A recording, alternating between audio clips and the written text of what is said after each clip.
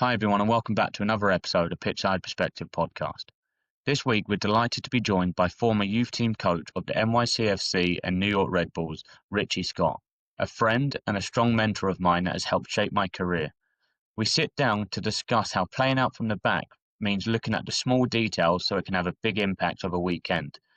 And we discuss how creating your own coaching philosophy and staying strong to your principles can help shape your career in the youth game.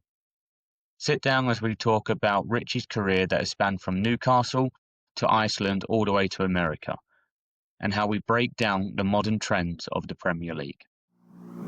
1, 2, 3, 4.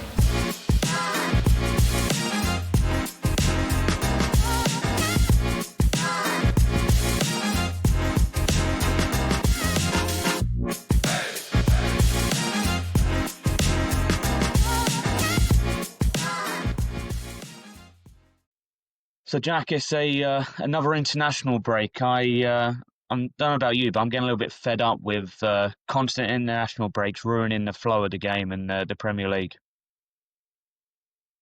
I enjoy watching the international games and seeing all the best players in the world competing against each other for their countries. But I would agree that it just seems every time you kind of get back into the rhythm of the Premier League and people start building up momentum, positive or negative, and then it comes to a little bit of a halt again for another international break. Do you actually enjoy watching the international teams? I mean, I sometimes struggle to watch England, and I think sometimes good, sometimes bad. But I'm like, unless it's a big competition, the World Cup, the Euros, I struggle sometimes to watch England. And that's hard to say.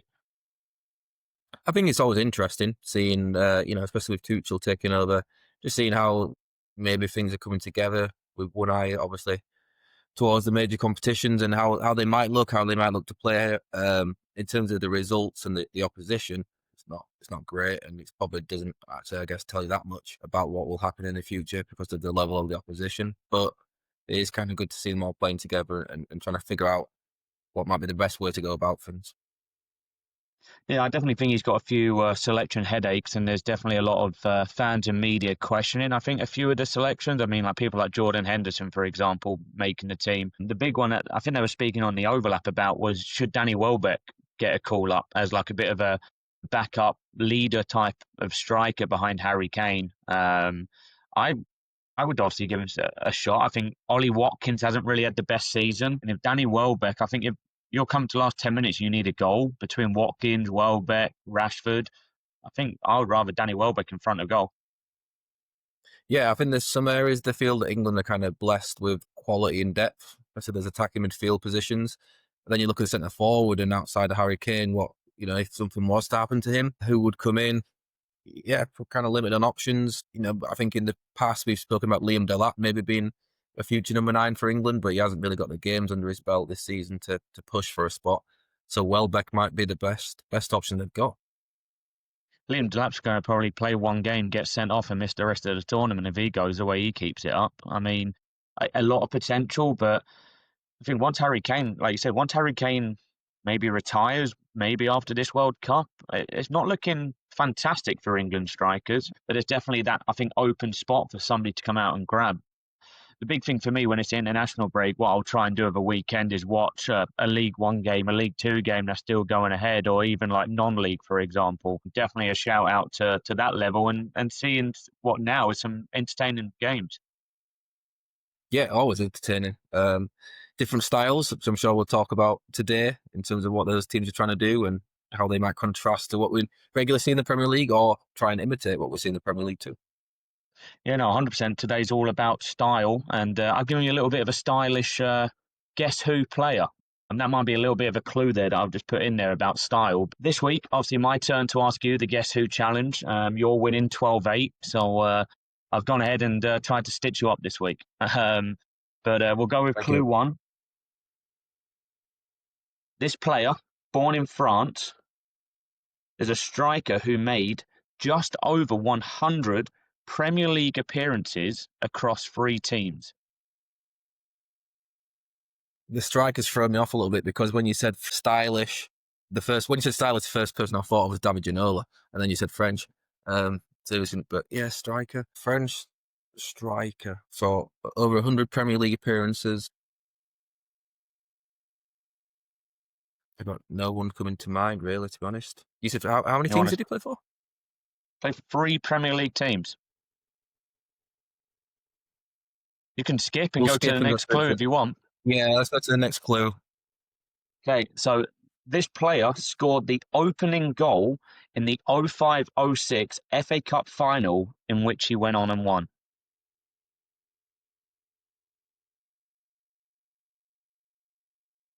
Drawing a blank.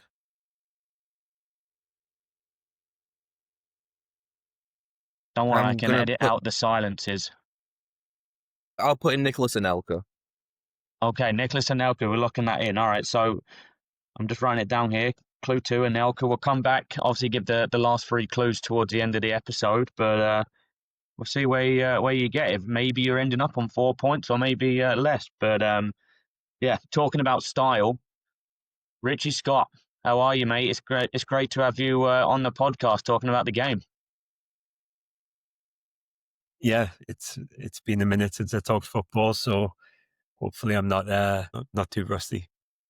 No, you're definitely not. And I think I'm going to preface this conversation by saying not only are you a close friend, but also somebody that when I first came to America that I looked up to, that I saw you as a little bit of a mentor when it came to the coaching world. And I think if there's somebody out there that I want to talk maybe about the game or about tactics, you would be one of the first people to come to. So I think there's going to be no rustiness, and I think you're going to be sharp as a tool as ever, and really looking forward to getting into the evolution of the game and how we see it at the moment. But before we do get into the episode, Jack's got some quick fire questions to warm you up with. Yeah, 5 quick or not so quick fire questions. First of all, name. Richard Scott, Favorite team. Newcastle United. Favorite ever kit.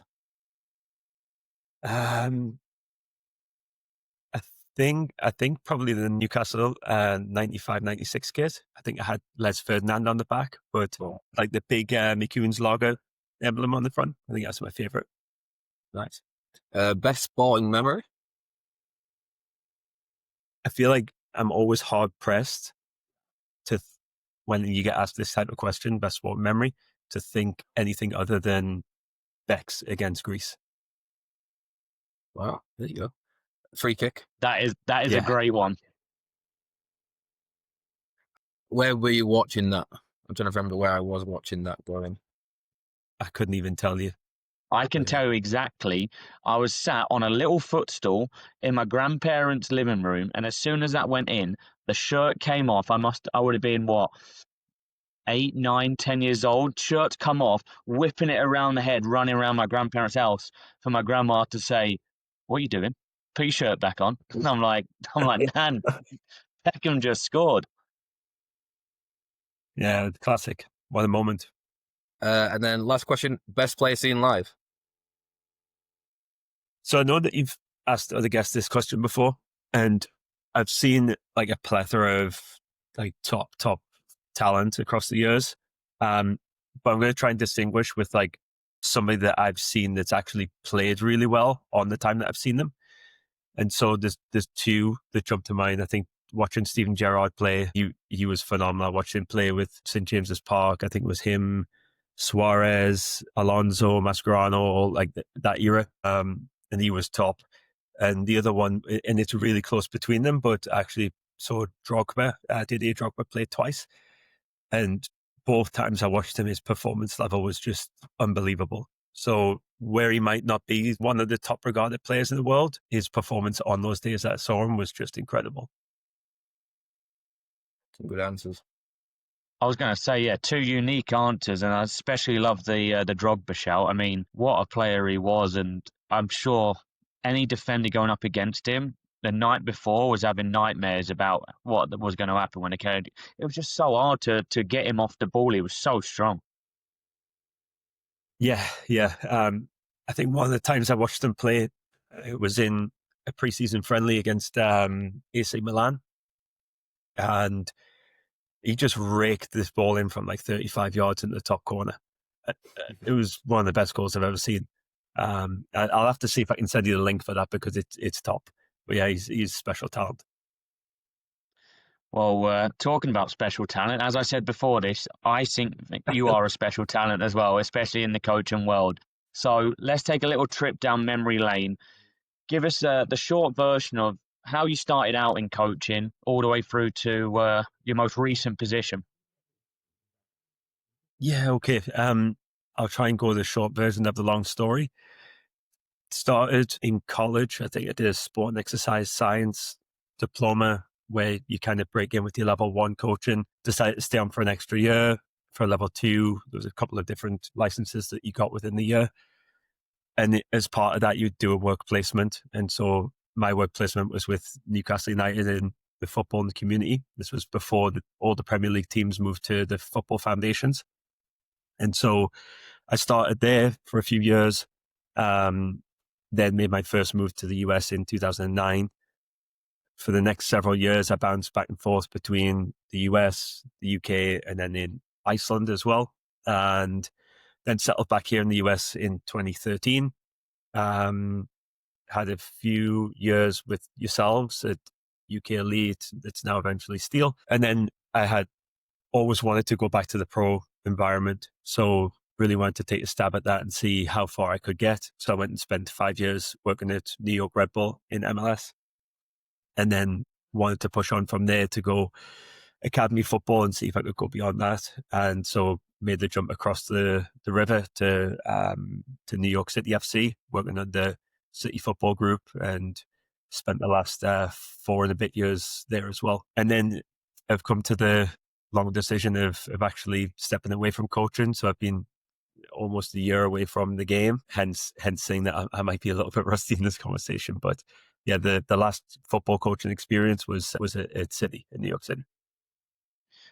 You've had a plethora of experiences in different environments as well. And I think going from England to the US, Iceland, and then back into America across all different levels of the game, was there a moment or a coach that you maybe looked at to help establish you as a coach and how you wanted to coach the game? That's a really good question. I'm not sure if I could say one particular environment would be that shaped me more than the others. I think that when you're younger, you're probably absorbing things at a faster rate. And when you get a little bit older and you've seen a lot of these common practices for a long time, then it's not new to you. So little bits and pieces that you pick up the further down the road that you go, they're actually fewer and further between. But I would say particularly with Red Bull and City, there's very contrasting styles of play there. One is way more direct and the other is way more build-up orientated and a little bit more tactical, I would say. So those two environments being so different, I think actually taught me a lot of things that gave me probably a more well-rounded view on the game. Interesting there, obviously different locations you've worked in as well. How big an impact did the different cultures have when it comes to the players you're coaching, but then also the environment you're coaching in? Yeah. If you even just take the last two, you're only talking 20, 30 miles apart, but culturally, the makeup of the staff within that environment actually shapes it a lot as well. So yeah, like at City, I think probably a little bit before my time, there was a lot of Spanish influence, which is probably closely aligned to that kind of methodology and that way of playing the game. And obviously with Red Bull, I think a lot of the best practices came from Leipzig and Salzburg. So different cultures there as well, which are shaping the way that football is played. And then just backtracking a little bit further than that, playing in Iceland, I think that if you look at something like constraints-based learning and you look at environmental task and individual constraints, Iceland, you play in the massive environmental constraints. And so that shapes the people, that shapes their environment and how they then view the game. So yeah, I think it's been the accumulation of all of those things, but for sure, definitely big differences between each of them.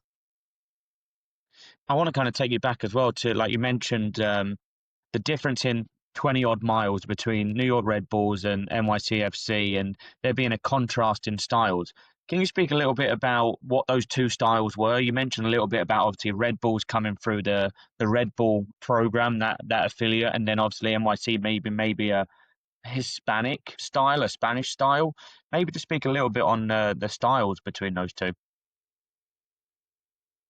Yeah. So I am backtracking quite a few years here, and I think that they've probably both evolved, and probably more so Yeah. Red Bull,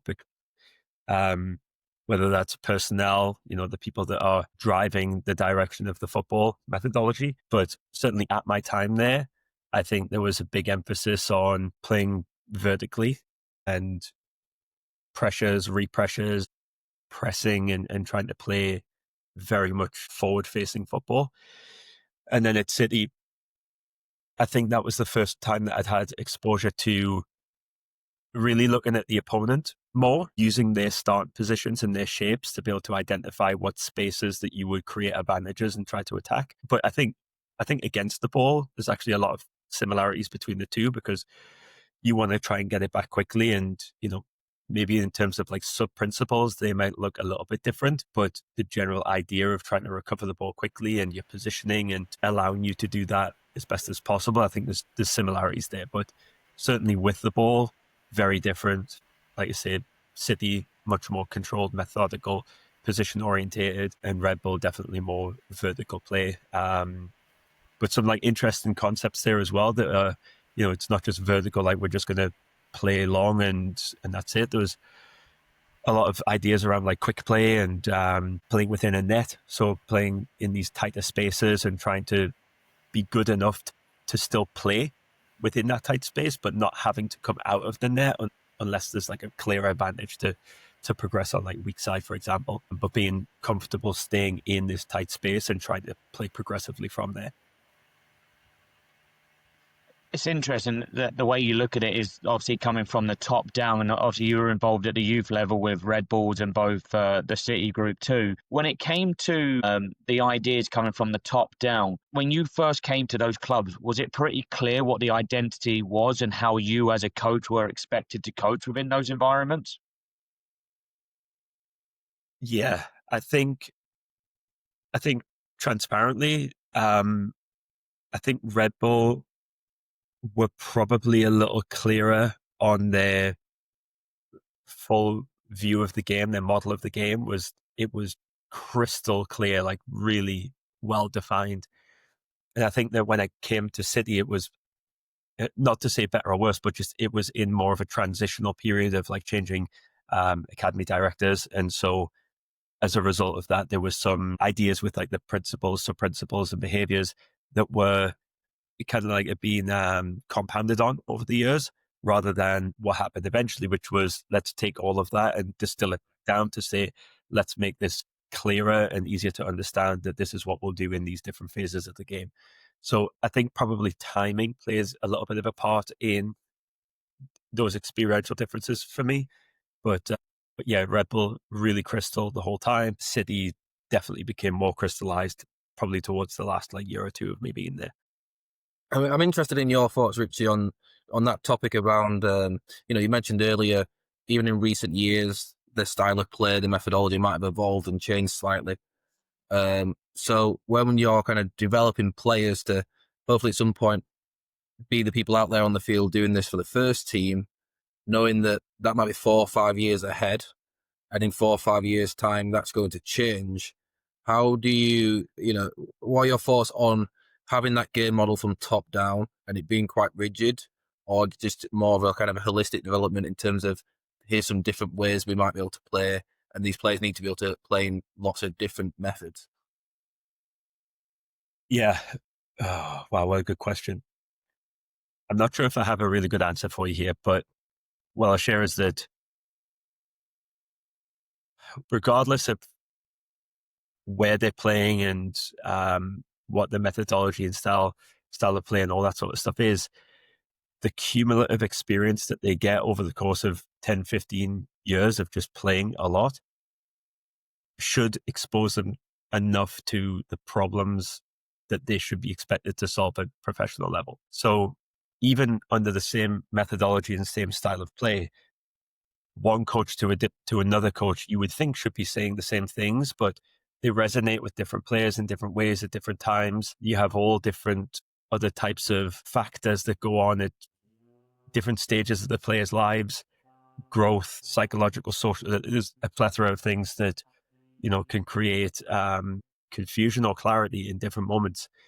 And so I don't think that I'm like ever been dead set on like, if we're developing them for this style of play now, expecting that 10 years from now they'll play in the first team and it will look completely different. I just don't think it's like that. I think it's just there's accumulation over time. The evolution happens with the players. It's not like because you played this way today means that 10 years from now you are not suited for professional level. Yeah, does that maybe answer your question? No, it does. I think it's just an interesting topic that I don't think there is a correct answer to, because the alternative is to say, well, each team is just going to play however the coach wants them to play. I think there's definitely room enough to allow teams throughout that kind of setup to be able to adapt to oppositions, to be able to kind of solve problems that the other team put in front of them. Sometimes I think those kind of top-down game models maybe restricts that a little bit, maybe. Yeah, no, I think what you're saying there, Jack, in terms of that restriction, I think is a big part of understanding the personnel as well a little bit. Because when we take this from the youth game into the pro game, you as a coach or as a club or an organization might have a way of wanting to play. But if you don't have the personnel to be able to do that, you're not going to maybe be able to implement your style. And the big one that comes to me right now is, obviously being a Man United fan, is Ruben Amorim, right? He's got a style of play. He's got a way of doing things and a system, but does he have the right players to it? Rich, I'd be interested to see your thoughts on a coach like that. If you were in his position, would you tailor the system to the players, or would you keep to your own philosophy and ground it out no matter what the results are?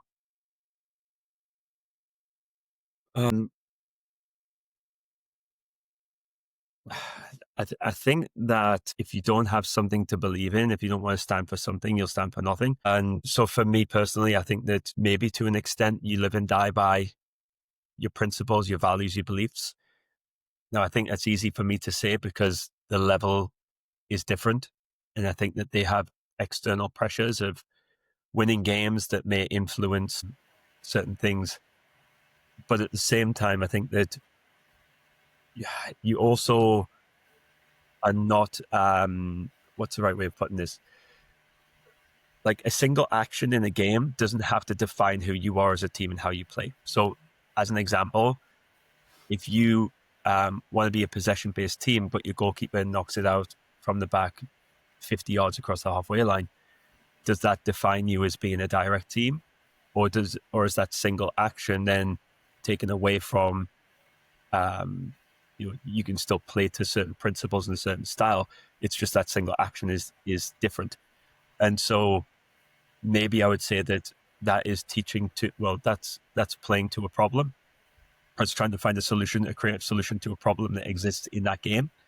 But I would still say that, yeah, you should have your values and you should have the way that you want to play. And I would be hard pressed to think that any manager that gets to that level doesn't have their own ideas and the way that they want to play the game. Like, I just don't think that happens anymore at that level. They all have ideologies and philosophies and ways of doing things, and it's probably what got them to that level. So yeah, I don't think I would see that many coaches like playing differently because we lost a few games and we're towards the bottom of the table, that sort of thing.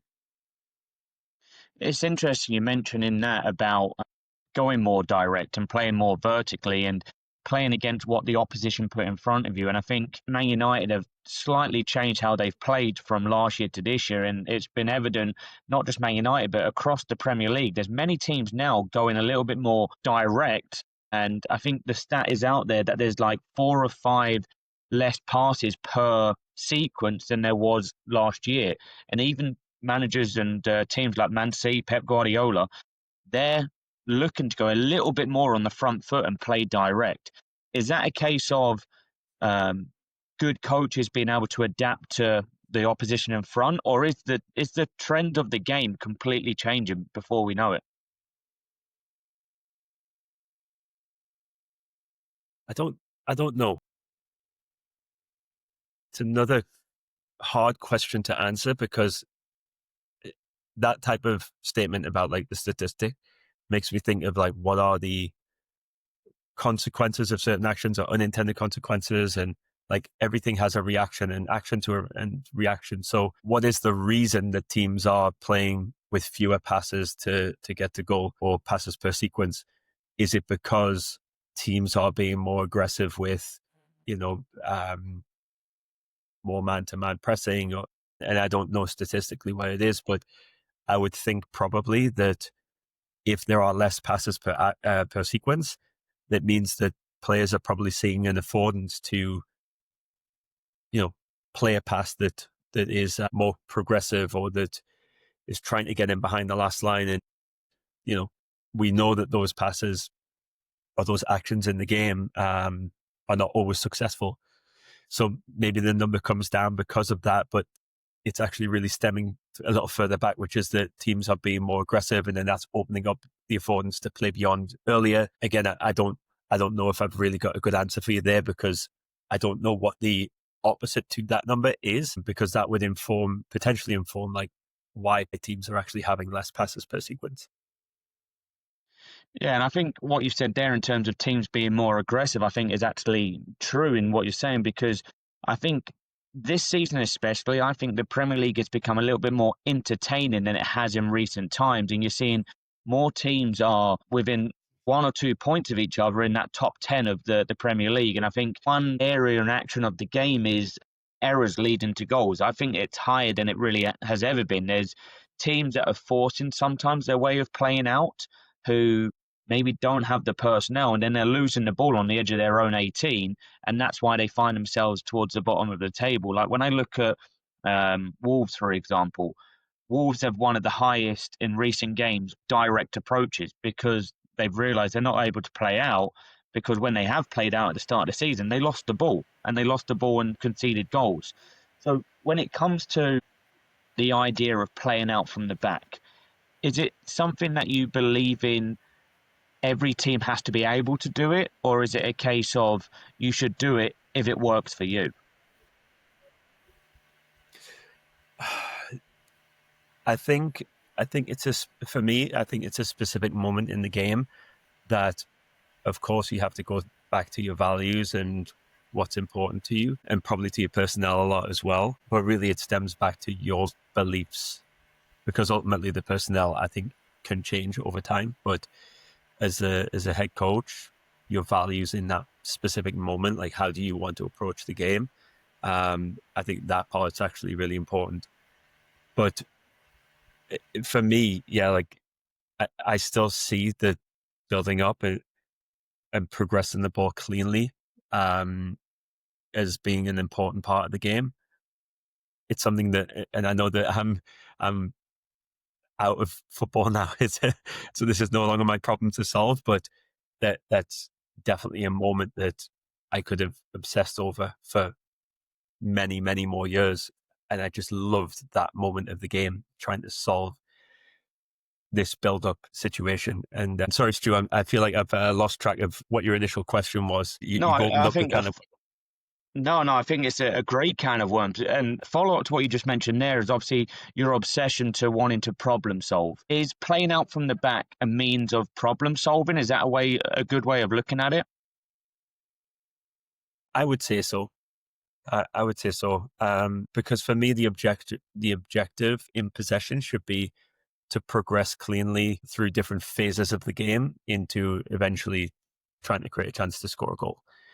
And so the situation in the build-up is it's obviously you have open play moments, and then you have set play moments. Organized moment of the game is it becomes so tactical, because both teams are trying to impose their ideas tactically on the game. And I think that the better the teams actually got at pressing, and the more problems that they would cause for you through their pressing structures, the more interesting it got to try to solve that with like how you move different pieces around to try to create ambiguity and make players question, like, am I between two players now, or am I marking this guy? But if he moves off the shoulder here, he opens up this passing lane. And so I think that and one of the things I always loved, this was a big difference when I went to City, was that going back to this idea that you would look at the opponent much more and see like what's their structure, what's their shape, and how are they organizing themselves that would create different affordances for your team. If you look at the situation of a build-up, it's 11v11, but unless the other team's goalkeeper comes up and marks your number 9 and everybody else takes a man, it's not a man-to-man situation. As much as you can say it's man-to-man pressing, it's not, because you have one extra player, which is your goalkeeper. And well, not in fact, sorry, scrap that. It's not necessarily a goalkeeper. It changes all the time, but you're essentially 11 versus 10 in that moment. And sometimes you can even have 2 free players, because if your number 9 is being marked by 2 centre backs, then you actually have an extra player again. So there's 2 free players in the build-up. And so all of the problems that they might create for you, it's ultimately just about being able to identify and find the free player in any moment, and knowing that will always be changing, because when a player becomes free and gets the ball, then the chain reaction is that another player commits, which when they leave a player, it creates another free player. So it's, do you find them directly or indirectly through the third man concept? So just solving that and trying to do it in a clean, progressive way was always just super fascinating to me. And I think even if I was finding myself back on a patch of grass again, I don't think I would budge on that. It's a moment that you should be able to progress when you have extra players. You just need to persevere with figuring out the problem of like, how do you find them?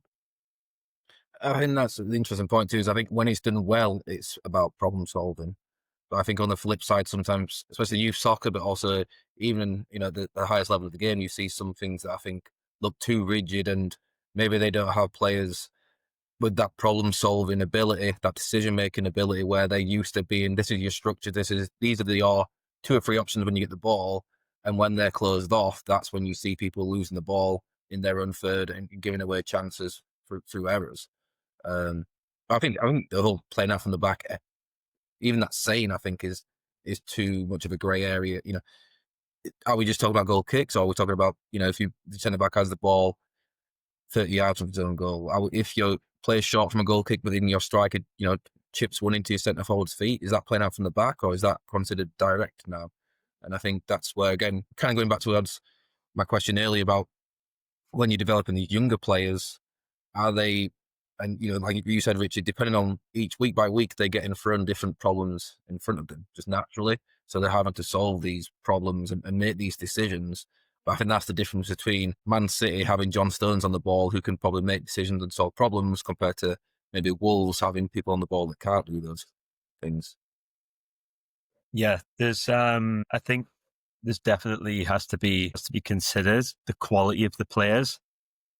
Because if the player defending is really quick and he's really good at pressing and he takes away options, that might be more difficult for some players to solve that problem. But as an example, like if you've got John Stones on the ball, he could probably solve that problem against most.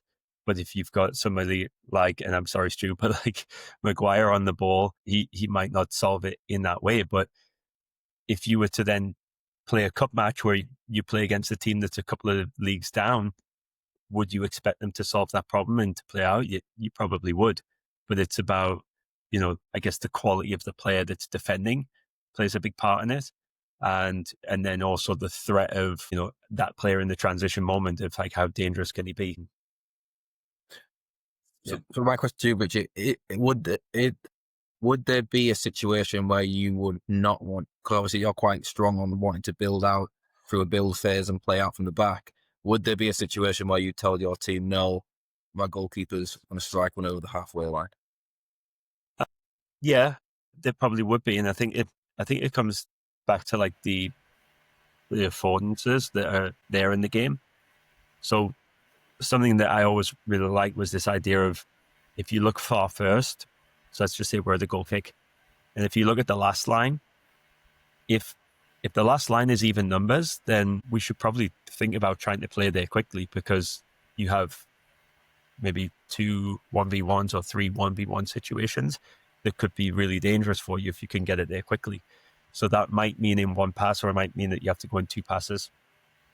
I think that the younger that you go, the more passes that you probably need to be able to get it there. I think it's just a technical thing, certainly for really young players. But I think that, so yeah, if you have that affordance, I would go there quickly. But if not, so if you look at the last line and you have 4 defenders and you have 3 attackers, then that means that you have an extra player somewhere in the build-up. So you don't have to risk a pass like that, potentially lose possession when you could find one of these free players and progress the ball up the pitch a little bit more safely. I think that's where I would go with it. Is ultimately it's about where does the advantage lie? Is the advantage deeper or is it a little bit higher?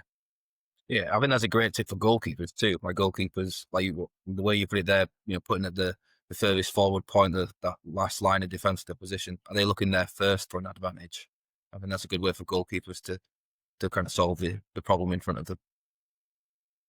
Yeah, I like your idea, what you said there, right? It's all about problem solving, but and this is no disrespect to some youth coaches out there, but I feel like we have to be careful about this obsession of playing out from the back with some people, because some coaches will go and watch Man City on TV, then go to their youth team, and I'm not talking at an academy level, but maybe a step below it, and expect their players to be able to execute those skills.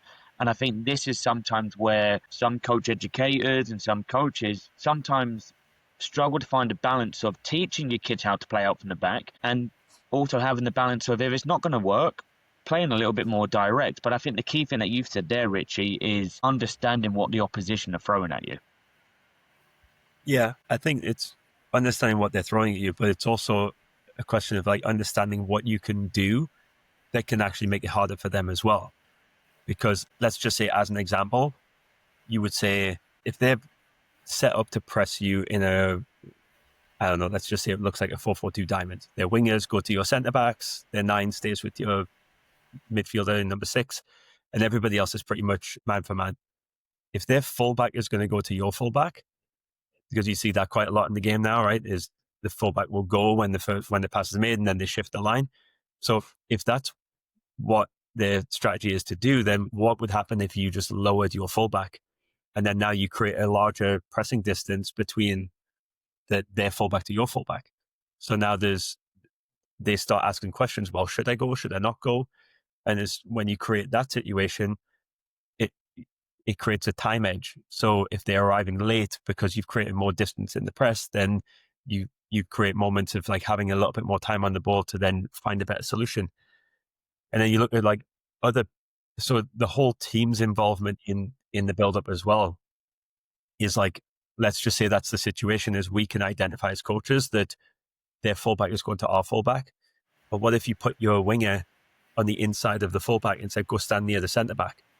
So now it probably narrows off their back line a little bit more. So again, it's another way of creating a larger pressing distance from that fullback to fullback. And so I think that understanding like what things that you can do that can try to create these little time edges, I think that part is important as well. Because before you jump to the solution of like, okay, let's just play beyond, I think that you should explore what possibilities that you have with moving some pieces around to see if you can solve it that way. And then yeah, if that doesn't work, because like we would play Red Bull, and you know that on the first pass the press is coming, but whether you wanted to or not, you can move players around. They might not respect that. The press it's just going to come. So being willing at that moment to play beyond it because you just know what's coming. It's just finding a solution to the problem that's in front of you. Yeah, I think it's finding the solution to the problem, but also as a coach being able to understand the smaller details that go into it, as what you've just spoken about. I think we have a few youth coaches listening to and watching this podcast. How would you encourage coaches to work on playing out from the back from a grassroots level? Is there what's your go-to session for helping the players build out from the back at a youth level? I think there's a lot of value in your small-sided. Probably, I actually used to really enjoy a lot of the rondos that we would do at City, because you just think of it as like it's a micro game, it's a mini game that's played within the bigger game. So whether you're playing 2v1, 3v1, 3v2, 4v2, These are all just little slices of the game, and they show up all the time, all over the pitch. And so as long as you can help the players to draw the parallels between like, this is what you're doing in a practice environment, and then where does this show up in the game? So for example, I'm playing 4 versus 2, and you can either play through it or around the pressure of the 2. But I think obviously direction is important to understand contextually, like which direction we're trying to go.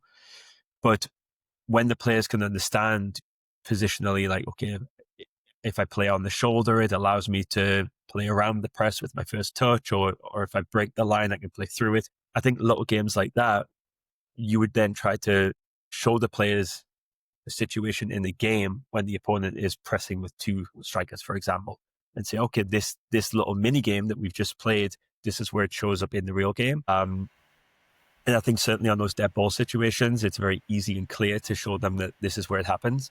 But it's much more complex when you get into like playing on the sideline, and it's, you know, how do you show 3 versus 2 and how your fullback, winger, and 10 like interchange and move to solve a problem when they're playing against a winger and a fullback of the opponent. Yeah, I think that trying to practice in game realistic situations as much as possible, but and being able to really paint a clear picture of like where it shows up in the game, I think that's how you tie the learning in as best as possible, because we all know that we all learn at different stages and ages, and it just needs to be said the right way one time, or an experience one way one time, that just starts to resonate. And I don't think that you can really truly like, you can't plan for that. I think sometimes these things happen organically, and sometimes they happen over time.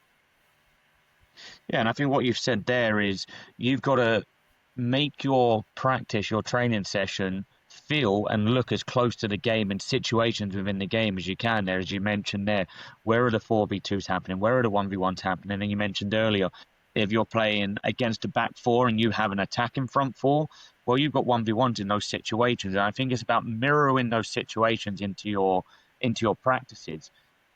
For those coaches that are working on playing out from the back, they go to their game of a weekend. As a coach, what would be your advice on whether to continue playing out from the back, or whether to go, you know what, this isn't working, we might have to go a little bit more direct? I would just go back to what I said earlier about just look at the last line first, because if the other team has an advantage on that line, it means that you have an advantage in the lower positions of build up on the field. So if you're playing 11v11, we'll just use that as a scenario. You have a front 3, they have a back 4. So that means you have an extra player somewhere else.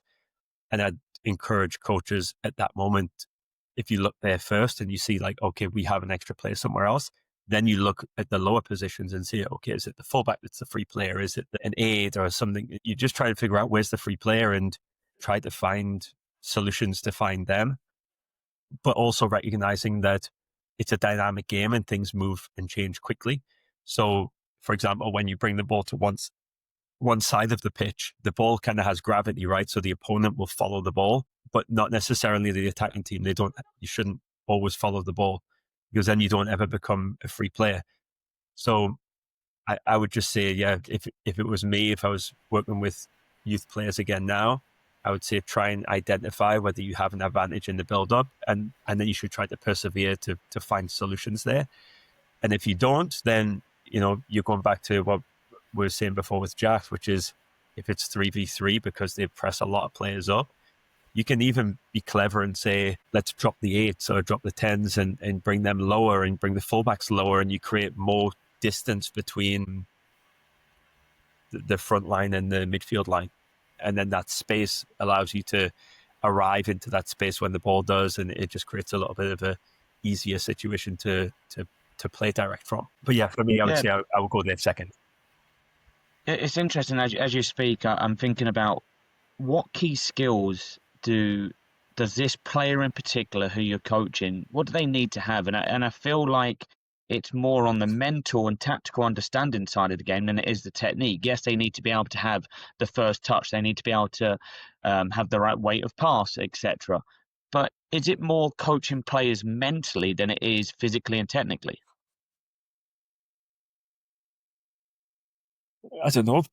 Probably because there's because you're talking about problem solving, right? And when you talk about problem solving, to me, I'm going, right, I need to be able to put my training sessions to come up to make these problems and to help my players be able to go, right, it's not that solution, it's this solution. And the best analogy that I give to my players is I'll give you all the tools. You're going to then bring the toolbox to the game, and it's about selecting the right tool for the right moment.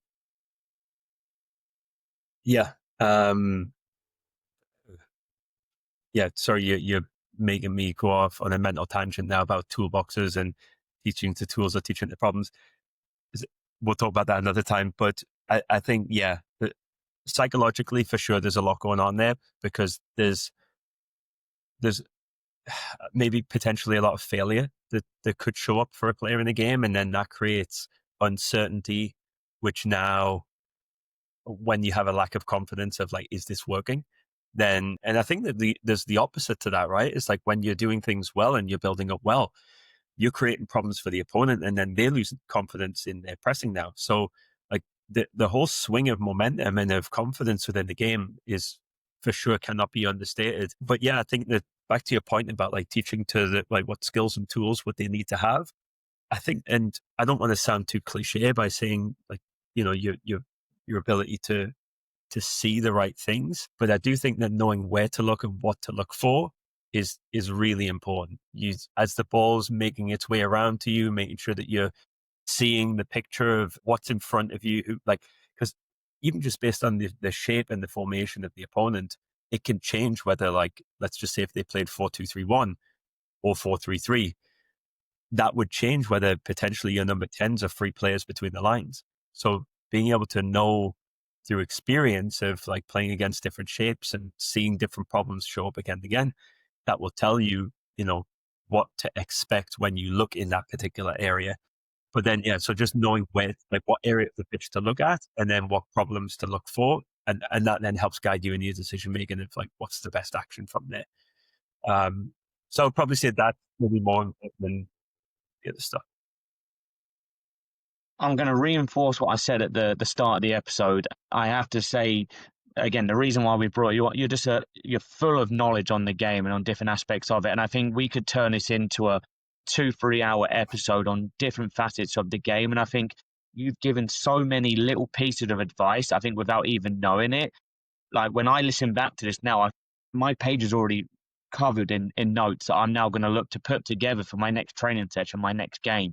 So I've got to say, Richie, I think, again, reinforcing, you have a lot of knowledge on the game, and I think it's phenomenal what you know about it. I think I've taken a lot from this episode just in the space of an hour. Jack, I don't know if you've got any final words, and if not, your final question of the episode. Yeah, I agree. Just a couple of big ones. I think like the real standout points is that checking that furthest line of attack and the numbers game. Is it 3v3? Is there an overload? And then that realization that means you have an overload elsewhere. And I also think it's a really important point that you made about relating practice activities to the game. If you're playing possession, are you just having a game of possession, or are you actually replicating shapes and dimensions that happen on the field and positions that happen on the field, and relating the decisions they're making in the rondos, like you said, to the game day, which I think is something that maybe coaches haven't considered enough and can add into their practices after listening to this as well. And then last question, as you mentioned, last question's always the same question, which is, if you could change something about the game, what would it be? Okay, well, I tried to prepare for this one just a little bit. I think it would be too much of an easy answer for me to say that take away all the PSR constraints. But I was thinking about what ways could you play around with discipline within the game? And I have two ideas, and I don't know if they could be fleshed out to be better, but I think maybe one time per season. It's kind of like in NFL, how they get like the coaches get a chance to like contest something, but maybe one time per season, if you get a red card, you can sub that player. That would be one. And the second one would be, what if you had something like, if you accumulate 6 yellow cards in a game, then it becomes a penalty. So a little bit like basketball, that if you commit so many fouls, you're getting a free throw. So like within the game, if your team's picking up 6 yellow cards, every foul after that is a penalty. Well, that takes it even further, but yeah, that would be interesting. Wow. Might get higher scoring. Yeah, can you That imagine would be picking great up if the someone. paper? I'm already imagining Richarlison scoring a last-minute winner, taking his shirt off, getting a yellow card, and it being the 6th yellow card for Tottenham, and the other team getting a penalty to equalise it straight away. All I was thinking with it was, if you have some of those games that are like fire, like it's the game is hot, and then you have something that spoils it. Like, is there a way that you could fix that? And that's with like the red card sub. Like, that would be a way that you could say, all right, Joe Linton's just been sent off, shock. But instead of playing with 10 players, we throw one card at the game, and that's you one and done for the season. But it allows you to stay with the heat of the game without it completely changing the dynamic of, okay, we need to sit in now because we have 10 players, and just a way to try and keep the energy of the game in that moment. Some big games that get ruined by a red card that maybe, I always think back to what was the Champions League Man United game? I think Nani got sent off, kind of missed. For the high foot. He was bringing the ball. Yeah. And he kind of just killed what would have been a great game straight away. Yeah. But yeah, no, I think two good ideas here. And if this creeps into the game in a few years' time, I think we're going to have to reference this episode. But Richie, before we let you go, Jack might need a little bit of your help because he's on the struggle bus right now for the Guess Who challenge. So, Jack, you locked in Nicholas Anelka after clue 2. Yeah. I'm going to move on to clue 3, see if I change your mind. Can you remind me of clue 1 and 2 first? Sure. Clue 1. This player, born in France, is a striker who made just over 100 appearances across 3 different Premier League teams. Clue 2, he scored the opening goal in the 2005 FA Cup final, in which he won. Now, moving on to clue 3. This player took and scored a penalty to help his team win the Champions League in Istanbul. Okay, so it's going to be Liverpool. Yeah, all right, Liverpool. I'll go with Djibril Cissé. Okay, we'll lock in Djibril Cissé. You've gone from Anelka into Cissé. And 3 different clubs. Clue 4. Injuries riddled his career, having broke his leg in 2004, and then 2 years later, breaking it again for France. Yeah, I think that was Cissé, right? The thing that I'm tripping up on a little bit on is, did he play for 3 Premier League clubs? Liverpool, QPR, I think, and maybe Sunderland. So you keeping with Cissé? Okay. 5th and final clue. His Premier League journey started with Liverpool, and he got a move to Roy Keane's Sunderland before finishing his Premier League career with QPR in 2000. Yeah, I think it's Cissé. Although why you called him stylish, I'll never know. But yeah, I'm going to go with Cissé. Cissé is the correct answer, and I will say, do you not remember like the yellow stripe down the head? He was a bit of a stylish guy. Yeah, you thought that was stylish, okay? So next week we're going to see you rocking that haircut. If I come next week with yellow down the middle of my head, I might be divorced at the same time. But yeah, we'll see what you come up with next week. But right now, score stands at 16-8. So you've definitely you're definitely in the lead by a little bit. I've got some catching up to do. Yeah, that was tricky. I think that was tricky. I was trying to, obviously I couldn't remember correctly to begin with who won the FA Cup that year. I was thinking Chelsea, it was Liverpool. Well done. I'll take my hat off to you. And Richie, thank you very much for coming on and speaking all about the game. And to the listeners at home, we bid you a farewell. 1